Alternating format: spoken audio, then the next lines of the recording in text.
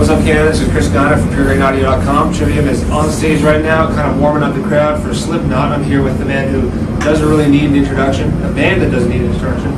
This is Sid, also DJ Starchbeam, and Zero, the turntables for Slipknot. How's it going, dude? Good.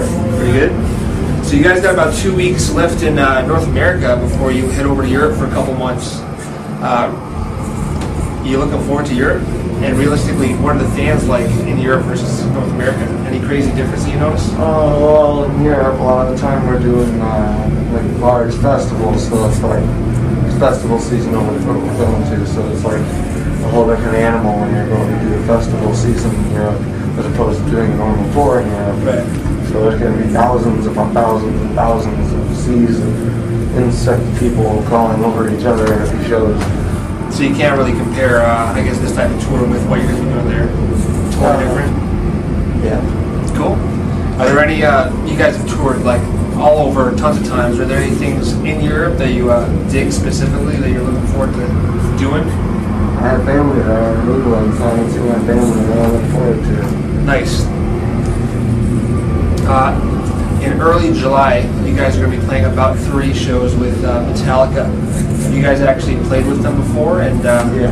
you have played with them before? Yeah. So is that something that you're looking forward to as well? Yeah, it's always cool to see the guys. Did the bands get along pretty well? Oh yeah. Sick. So we're pushing about a year since your newest album came out, All Hope Is Gone. It's done very well. How do you feel about it in the year that's passed? And are fans still reacting just as strongly now as they were when it first came out? Yeah, I think the fans always react strongly anytime we go out on tour, whether it's, when we released it or for a long time after or whatever. It's just, I'm just looking forward to making another one. I think what I'm looking forward to. Cool. Some bands when they're on tour, I guess a lot of bands when they're on tour kind of work together to develop new material and start writing new songs. Is it totally different for you guys because you have 9 in the band? Do you kind of all work individually and then come together after the fact? I don't know, it depends. When we're on tour, we kind of just concentrate on touring, and do that. When it comes time to take, when we tour, we won't start writing until we're done touring a complete album cycle. Cool. So you focus more on the tour while you're on tour? Right, touring until we're done with that album cycle, and then when we get ready to write the new album, that's when we stop touring. Cool. Hibernate and disappear. Makes sense.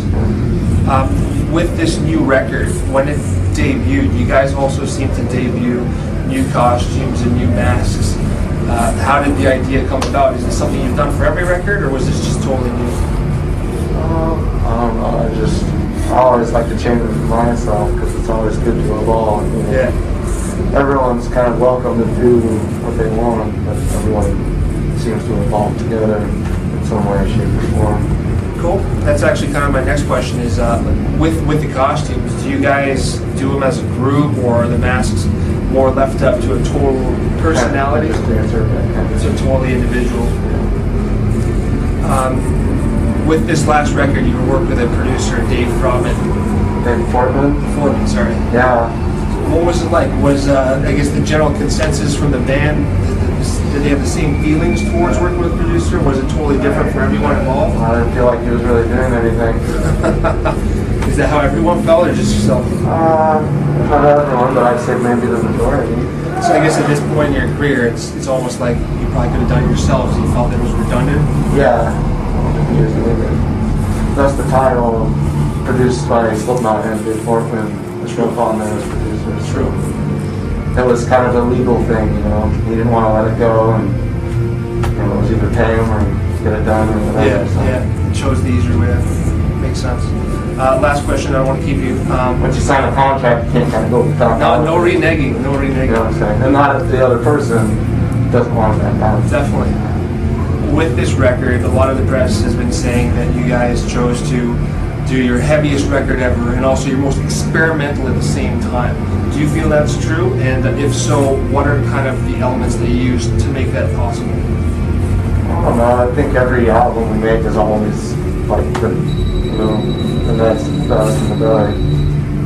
So I'm not really sure if there's a way to make yourself do that. It just kind of happens, Go in there. If you're evolving, then you can't do nothing but gain knowledge, gain information, figure out different techniques and ways of doing things. Cool. Adding into what you know already.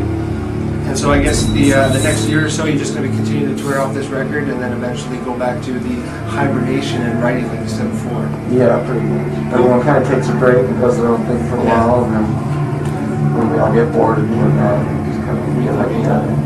Thanks for your time, man. Appreciate it. A band that needs no introduction, like I said before. You got to check them out on tour. They're going to be touring all summer long. I highly recommend it. Peace.